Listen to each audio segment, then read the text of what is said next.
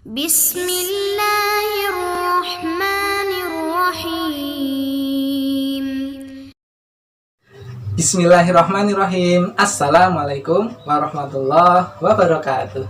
Jumpa lagi dengan Ustadz Rizky. Insya Allah pada kesempatan kali ini Ustadz Rizky akan berkisah tentang kisah Nabi Sholih alaihissalam.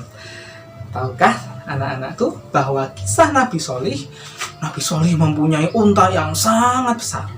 Unta ini keluar dari batu. Nah, bagaimana kisahnya? Simak ya.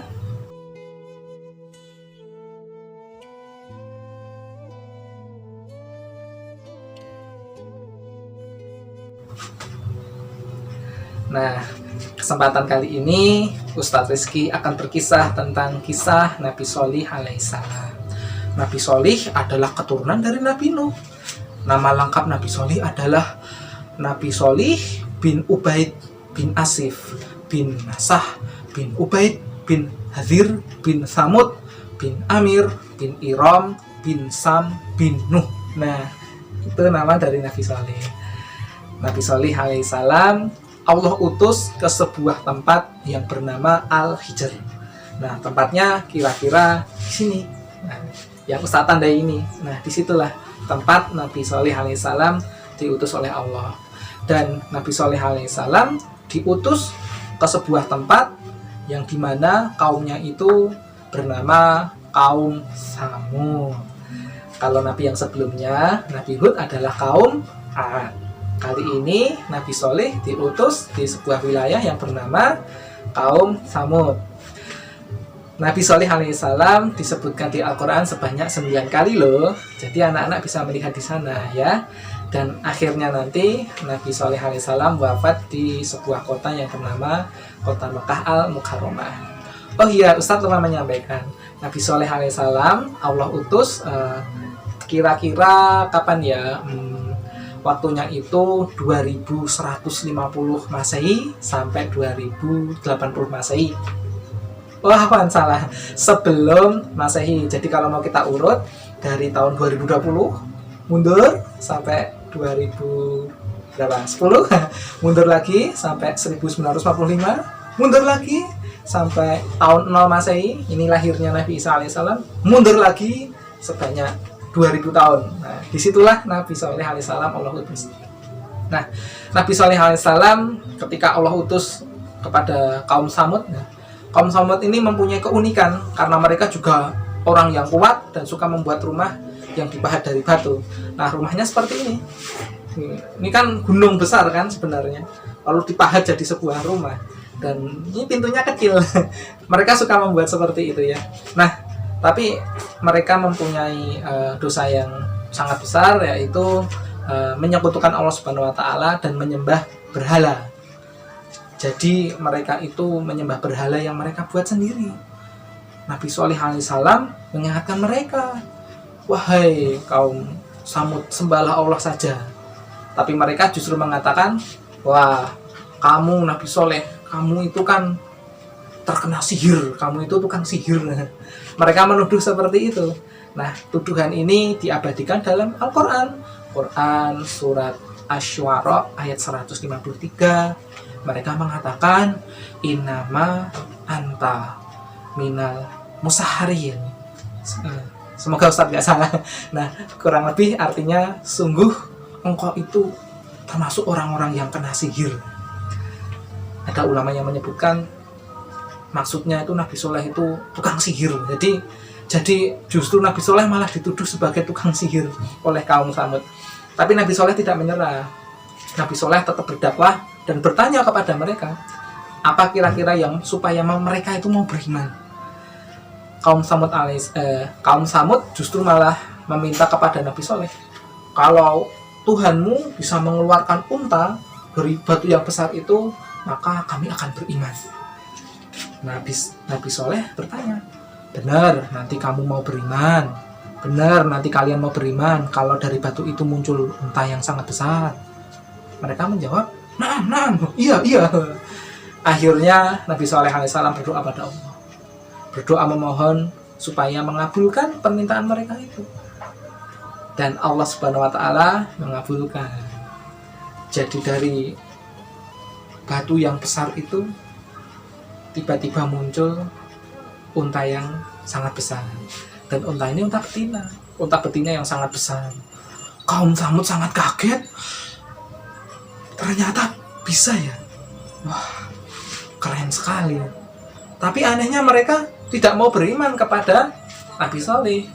Kenapa? Ya karena sejak awal mereka menuduh Nabi Soleh itu tukang sihir. Jadi dikiranya itu unta keluar dari dari batu itu sihir. Makanya mereka tetap aja tidak mau beriman kepada Allah Subhanahu wa taala. Nah, Nabi Soleh memberikan nasihat pada mereka, memberikan aturan bahwa unta ini tidak boleh dibunuh. Yang kedua, unta ini boleh minum dimanapun unta ini suka. Dan ada waktunya.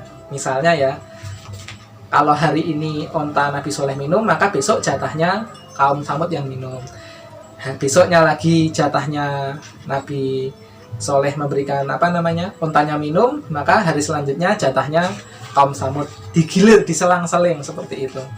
Nah, supaya apa? Supaya untanya Nabi Soleh bisa minum. Dan untanya Nabi Soleh ini ajaib loh. Unta ini kalau minum air dari sumurnya kaum Tsamud itu lama sekali dan bisa meminum banyak air. Yang kedua mujizatnya adalah unta ini bisa mengeluarkan susu yang sangat banyak.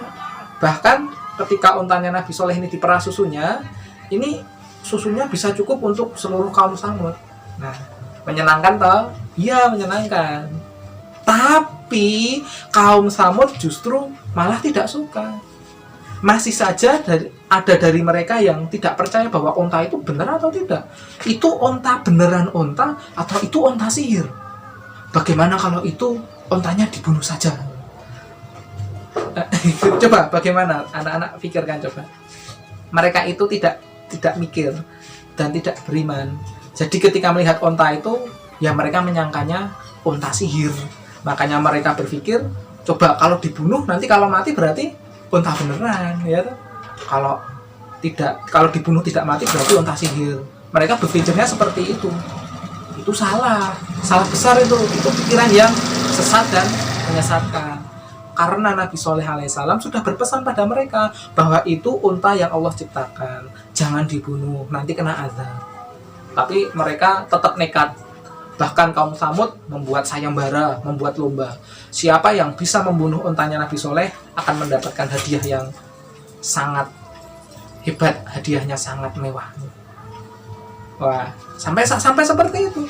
Nah, akhirnya diadakan sayembara dan ada satu orang yang berani untuk membunuh untanya Nabi Soleh. Dia adalah Uidar bin Salif. Uidar bin Salif ini mengajak teman-temannya untuk membunuh untanya Nabi Soleh. Setelah diajak teman-temannya ini, diamati dari jauh untanya Nabi Soleh. Diendap-endap, mengendap-endap. Begitu ada kesempatan, dibunuhlah untanya Nabi Soleh. Dan ketika pembunuhan ini terjadi, Nabi Soleh alaihissalam mendapatkan kabar itu, beliau sangat sedih. Kok bisa kaum Tsamud ini membunuh unta yang Allah ciptakan? Kok bisa seperti itu?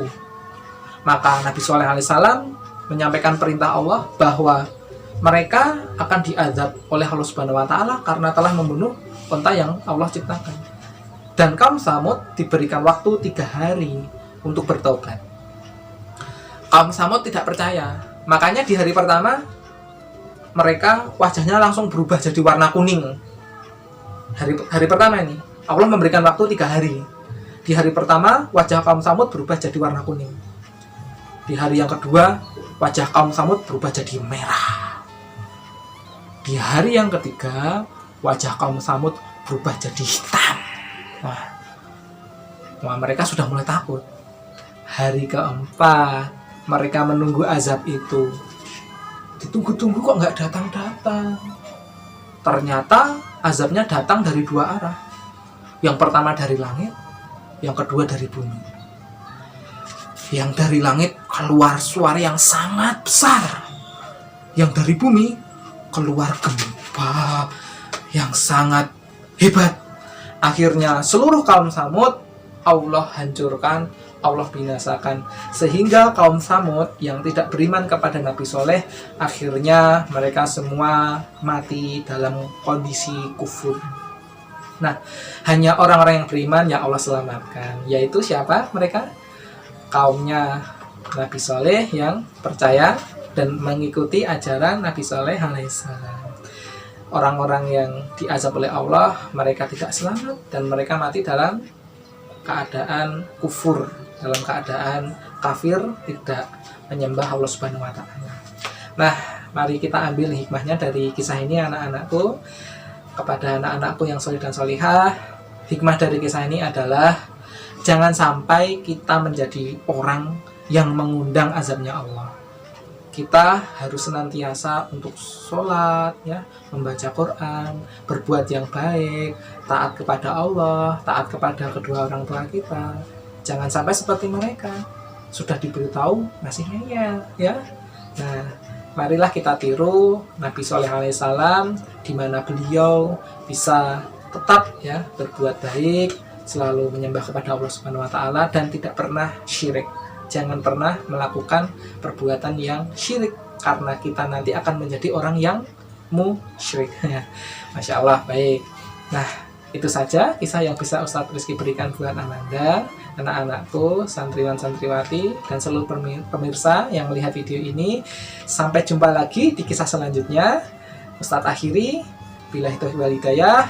Assalamualaikum warahmatullahi wabarakatuh.